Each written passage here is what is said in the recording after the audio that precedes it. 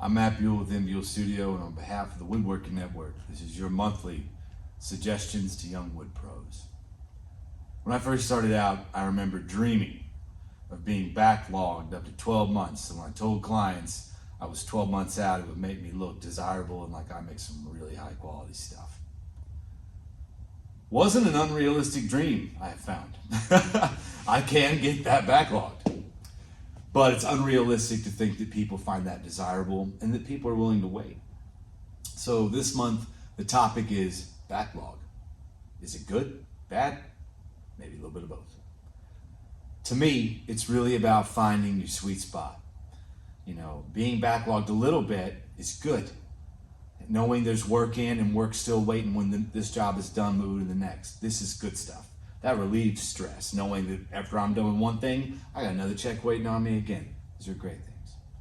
But there's another side to that. If it's too far out, it creates a cycle of stress and exhaustion and never-ending frustration. And that's where that sweet spot goes too far. So people can get so backlogged that you're basically sitting on jobs that are not completed while the deposit check is run out, and you're having to take on extra jobs in the middle of the late job just to float to get through it. I know this one well too. I've been doing this a while. So learn from my mistakes and experience. Don't have to go do it yourself. Do the easier way. Just listen. For me, 3 to 5 months. That's my sweet spot. Preferably about 4 or 5 months. Okay, 5 months. 6 months, too far. But a lot of that has to do with the variables that my business is based on. You know, I make big stuff, typically, large furniture or large orders of furniture. I typically work alone.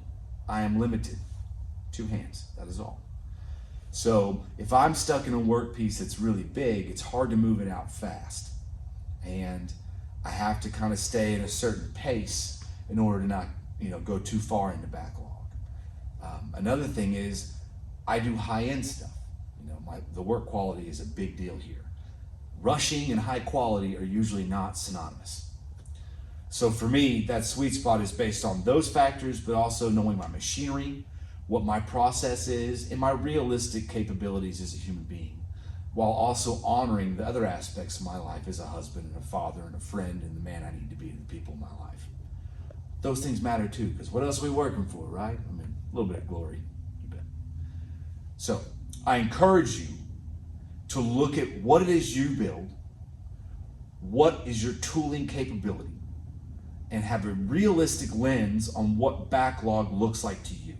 Because you need to have that, like we've talked about a lot of these things. We've been building up to more acute topics like this by covering some of this more ground level stuff, right? We've talked about client relations. We've talked about long-term goals and planning. We've talked about tooling. We've talked about knowing when to shut down to retool, when not to. All these factors come into play. So now that we're kind of getting into this spot, backlog is the perfect topic. You've got to look at all these factors to determine what the good backlog looks like. And then you need to also game plan for what it looks like when it goes too far. Because if you're going to be successful, it's going to happen. And it's a high-class problem that everybody wants to hire you. What a great problem. But it could be a curse. You got to be careful what you wish for. So here's how I look at it. When I go too far into backlog, I call it all hands on deck. And that means I look at my tooling. Is there more tooling I can acquire that's going to help me get this out faster? I utilize bank loans, whatever I got to do with insane reasons. It's not going to sink my business. I do it. Help. Asking for help. We talked about that last month. I find some help. But in this situation, I'm not hiring help that's untrained. I'm hiring help that is already experienced and is ready to jump in and help you start cracking away, getting that backlog caught up as fast as possible. You don't have time to train. And then 3, I bump up my client relations. I get on the phone, I stay in contact with them more, even though my pride hates it because it's admitting failure and running late over and over again. It's an exercise in humility.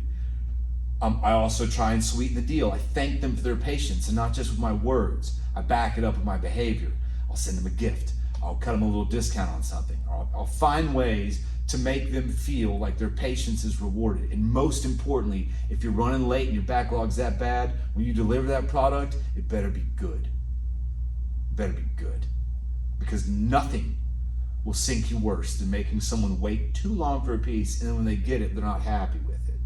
Word of mouth can make your business. It can also break you. And if you're always running late and you're delivering product that's not good, people talk, and eventually it's going to catch up with you. So I encourage you to go back through and look at some of my articles and previous videos this year.